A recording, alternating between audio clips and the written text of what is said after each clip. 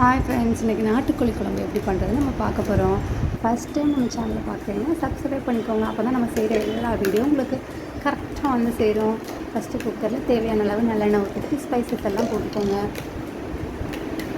அப்புறமா வெங்காயம் நல்லா பெரிய சைஸில் இருந்துச்சுன்னா சின்ன வெங்காயம் எடுத்துக்கோங்க, அதுதான் நல்லது. 10 எடுத்துக்கோங்க. நான் சின்ன சைஸில் இருந்ததுனால ஒரு 20 எடுத்துக்கிட்டேன். அப்புறம் ஒரு 2 சின்ன அளவு தக்காளி, உங்களுக்கு பெரிய சைஸாக இருந்துச்சுன்னா 1 எடுத்துக்கோங்க. 2 தக்காளி, கொஞ்சோண்டு கருவேப்பிலை, நிறையா போட்டதுனாலும் போட்டுக்கோங்க, நல்லா டேஸ்ட்டாக தான் இருக்கும். நல்லா அடி பிடிக்காத அளவுக்கு ஒரு 10 நிமிஷம் நல்லா அந்த எண்ணெயிலே வேகிற அளவுக்கு நல்லா பேஸ்ட் எனக்கு ஆகிற அளவுக்கு நல்லா வதக்கிக்கோங்க.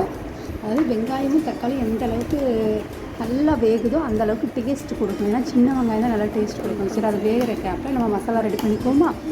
மிளகு நான் ஏற்கனவே அரைச்சி வச்சுருக்கிறதுனால கம்மியாக எடுத்துக்கான மிளகு தான் நிறையா எடுக்கணும். அப்போ தான் நாட்டுக்கோழி குழம்பு ரொம்ப டேஸ்ட்டாக இருக்கும். மிளகு, பெருஞ்சீரகம், சீரகம், அப்புறம் ஒரு பெரிய சைஸ் வந்து இஞ்சி, ஒரு பெரிய சைஸ் பூண்டு, கொஞ்சோண்டு வந்து கொத்தமல்லி, புதினா எல்லாம் சேர்த்து அரைச்சி எடுத்துக்கணும்.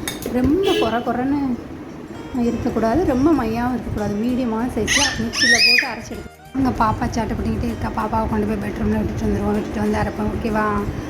விட்டுட்டு வந்தாச்சு. ஓகே, இப்போ எல்லாத்தையும் மிக்ஸி ஜாரில் போட்டு நல்லா அரைச்சி எடுத்துக்கோங்க. நல்லா மையாக அரைச்சிடாதீங்க, கொஞ்சம் நொறுன்னு இருக்கணும். ரொம்ப நொறுன்னு இருக்கக்கூடாது, லைட்டாக இருந்தால் தான் அந்த மிளகோட இதோட சாப்பிடும்போது ரொம்ப டேஸ்ட்டாக. பார்த்தீங்களா? ரொம்ப மையாகவும் இல்லை, ரொம்ப இதுவும் இல்லை. போட்டு அதை ஃபஸ்ட்டு வேக விட்டுக்கோங்க. அந்த வீடியோ கொஞ்சம் இதாகிடுச்சு. அதுக்கப்புறமா நான் 3/4 கிலோ அளவுக்கு நாட்டுக்கோழி எடுத்திருக்கேன். நான் கொஞ்சம் பெரிய சைஸால் சின்ன சைஸாக வெட்டியிருக்கிறேன். உங்களுக்கு எந்த சைஸில் தேவையோ அந்த சைஸ் வெட்டி நல்லா க்ளீன் பண்ணி போட்டுக்கோங்க. ஓகேவா? இப்போ வந்து நல்லா அந்த தண்ணியிலே வந்து நாட்டுக்கோழி ஃபஸ்ட்டு வேகணும். ஒரு 20 நிமிஷம் வச்சு வேகணும். வெந்ததுக்கப்புறம் தான் வந்து தண்ணி ஊற்ற முடியும். ஏன்னா இப்போ அந்த கறி அந்த மசாலாவில் பிடிக்கணும்ல. அப்புறமா வந்து நான் வீட்டிலேயே வந்து பொடி மல்லி, மிளகு, வத்தல், மஞ்சள் எல்லாம் சேர்த்து அரைச்சி வச்சுருக்கிறதுனால அந்த பொடி போட்டுக்கிறேன்.